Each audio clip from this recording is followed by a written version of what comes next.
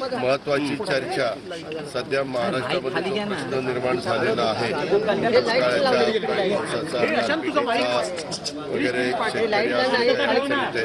त्याच्या संदर्भातली चर्चा गेल्या आठवड्यात असं ठरलेलं की आज कसे लावायची ते ठरेल सांगितलेलं आहे। त्याच्यामुळं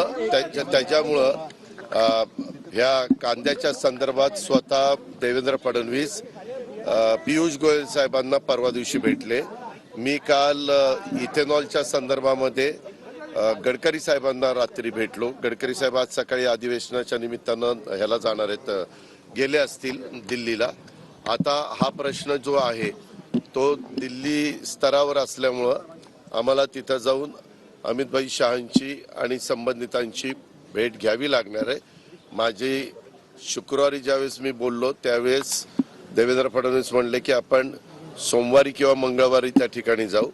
तर आम्हाला जरी जायचं म्हटलं तर इथलं सभागृहातलं कामकाज लक्षामध्ये घेऊन मुख्यमंत्र्यांच्या कानावर घालून ते तिथं जावं लागणार आहे, परंतु आम्ही तशा प्रकारचं नियोजन करतोय। विस्ताराबाबत चर्चा होणार आहे का? तुम्ही अमित शहांनाच भेटणार आहेत? अरे आता तुम्ही मधीच विस्तार कुठं काढला? तुम्ही काही पण हे करतात, नवीनच प्रश्न काढताय। आता सध्या आपल्या समोर दुष्काळी परिस्थिती, अवकाळी पाऊस, गारपीट, कांदा, इथेनॉल हे वेगवेगळे प्रश्न आपल्या सगळ्यांच्या समोर आहेत। त्या प्रश्नाला प्रथम प्राधान्य द्यायचं ठरवलेलं आहे आणि ते काही विस्ताराचं जे विचारलं तो पूर्ण अधिकार राज्याच्या मुख्यमंत्र्यांचा असतो। त्याच्यावर मुख्यमंत्री ज्यावेळेस निर्णय घेतील त्यावेळेस होईल। शरद पवार साहेब उद्या शरद पवार साहेब उद्या शुभेच्छा द्यायला जाणार आहे का?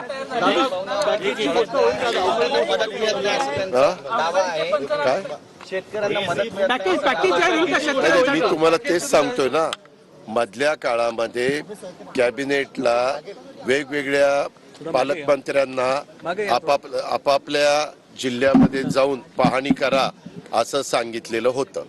बहुतेक पालकमंत्री वेगवेगळ्या जिल्ह्यामध्ये जाऊन आले, कृषी मंत्री, मदत पुनर्वसन मंत्री असे अनेक जण वेगवेगळ्या भागामध्ये जाऊन आले।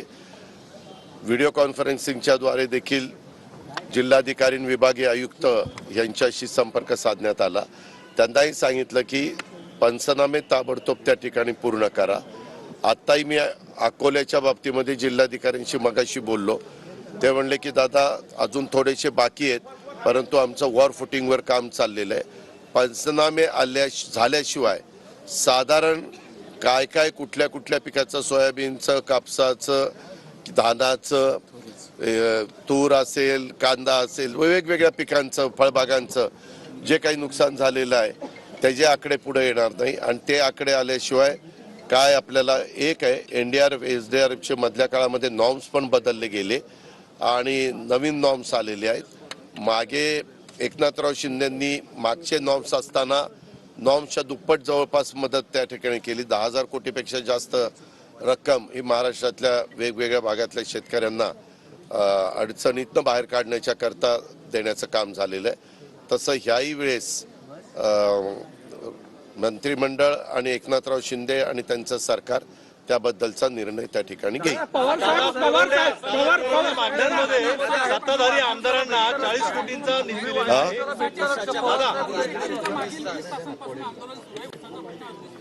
नाही, ऊसाचा प्रश्न कोल्हापूर जिल्ह्याचा सुटलेला आहे। राजू शेट्टींनी मागणी केली FRP पेक्षा तिथं जास्त द्या, तशीच मागणी त्यांनी सांगली जिल्ह्यामध्ये केली।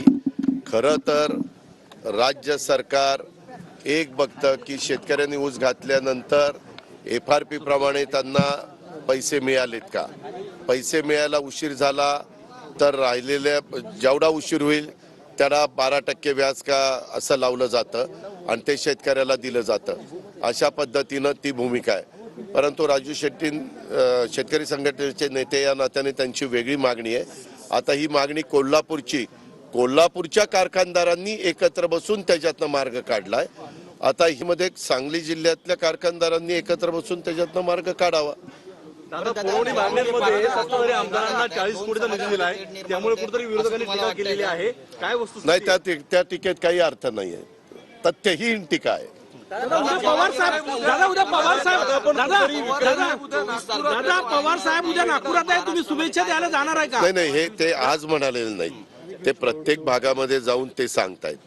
स्वतः राज्याच्या प्रमुखांनी त्यांच्याशी त्यावेळेस संपर्क साधून, तुम्हाला सगळ्यांना माहिती आहे, अख्ख्या महाराष्ट्राला माहिती आहे की त्या संदर्भात उद्याच्याला काही निर्णय घ्यायचा म्हटलं तर तो कायद्याच्या, नियमाच्या, घटनेच्या चौकटीमध्ये बसला पाहिजे. पाठीमागं 2 सरकारांनी, पृथ्वीराज बाबांचं सरकार महाविकास आघाडीचं होतं, त्याच्यात मी पण होतो आणि नारायणराव राणेंचे आपण कमिटी केलेली होती. त्यावेळेस आपण आरक्षण दिलं. दुर्दैवाने ते आरक्षण हायकोर्टात टिकलं नाही. त्याच्यानंतरच्या काळामध्ये देवेंद्र फडणवीसांच्या नेतृत्वाखालचं सरकार आलं, त्यांनी आरक्षण दिलं. ते आरक्षण देत असताना ते आरक्षण हायकोर्टात टिकलं, पण सुप्रीम कोर्टामध्ये दुर्दैवाने टिकलं नाही. आता इजाबिजा झालेलं आहे, मागणी तरी येते. सांगताना राज्य सरकारच्या प्रमुखांनी आणि आम्ही सगळ्यांनी एक गोष्ट सांगितलेली आहे की आजपर्यंत ज्या ज्या घटकाला आरक्षण मिळालेले आहे त्या कुठल्याही घटकाला धक्का न लावता, त्या आरक्षणाला धक्का न लावता हे आरक्षण देण्याचा प्रयत्न त्या ठिकाणी चाललेला आहे.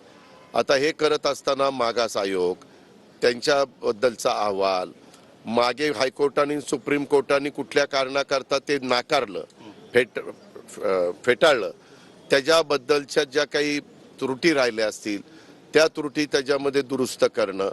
आणि नेहमी मुख्यमंत्री सांगतायत की आता देताना टिकणारं आरक्षण द्यायचंय, परंतु ते देताना इतरांनाही कुणाला धक्का न लागता द्यायचंय.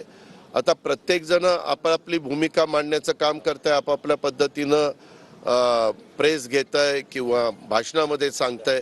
आता त्यांना प्रत्येकाला आपली भूमिका मांडण्याचा अधिकार आहे, परंतु सरकार म्हणून आम्हाला काम करत असताना हे सगळ्या कायदा, सुव्यवस्था, घटना ह्या सगळ्या गोष्टी बघाव्या लागतात आणि तशा पद्धतीने सरकार बघतंय आणि मार्ग काढतंय.